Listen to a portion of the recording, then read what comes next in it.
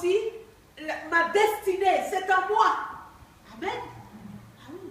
Répétez après moi. C'est en moi. Ma destinée est en moi. Voilà. Et maintenant, il faut que ça sorte, que les autres voient. Mais ça ne sort pas sans prière. C'est pour ça que je ne crois pas à les chrétiens qui ne prient pas. C'est des chrétiens morts. Si on ne prie pas, ça ne sortira pas. Il y a des chrétiens qui ont fait 100 ans, hein? Ils ont eu une longue vie, leur destin est resté sans sortir. Ils sont passés le temps sur les bancs d'une église à convoiter les uns et les autres, à convoiter ceci ou cela de quelqu'un, alors qu'eux-mêmes, ils ont tout en eux. Dieu a donné à chaque chrétien qui vient en Christ son destin. Il n'a pas besoin de regarder le destin de l'autre. Amen. Il n'a pas besoin de regarder. Non. On regarde son Dieu et on prie. Alors, notre destin commence à sortir. Et c'est pour ça que Paul dit que chacun de nous peut impacter son entourage, sa famille, sa société. Mais nous devons ressembler à Christ. Nous devons le croire. Nous devons croire que nous sommes vraiment en Christ. Est-ce que nous sommes vraiment en Christ? Je ne sais pas. Hein?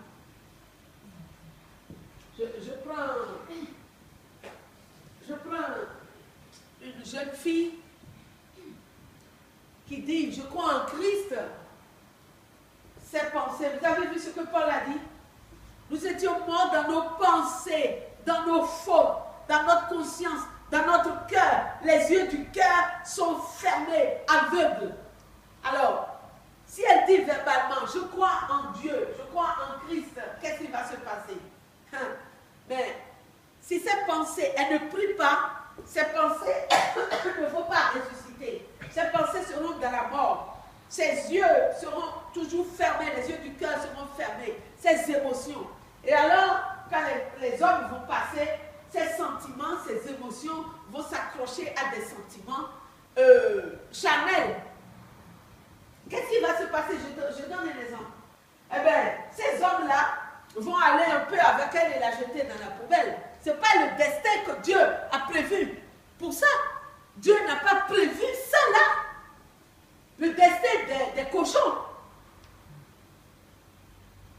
Et là, les émotions guident, les pensées guident les émotions des morts, disons des cadavres, des morts.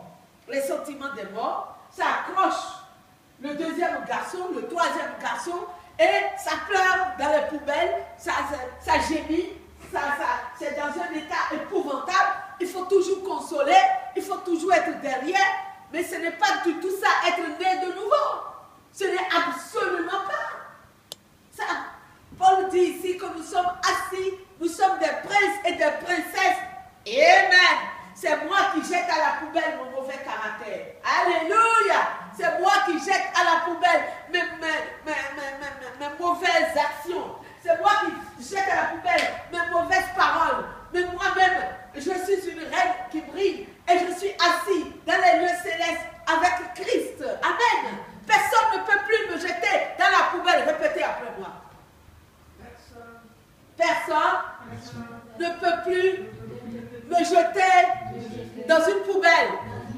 Parce que je suis enfant de Dieu. Et je suis assis avec Christ dans les lieux célestes. Et moi-même, je ne me jette pas dans la poubelle. Parce que je suis lavé par le sang de Christ. Parce que je suis aimé de Dieu. Parce que je suis connu de Dieu. Et je suis assis dans les lieux célestes avec Christ. Et en ce moment même, je brise tout ce qui a contribué à me faire une mauvaise réputation. Tout ce que l'ennemi a trafiqué autour de moi pour me déstabiliser, pour me détruire, pour me faire terrasser. Il est sous mes pieds. Dans le nom de Jésus, Je suis enfant de Jésus. Je suis enfant de Dieu. Je suis plus que vainqueur.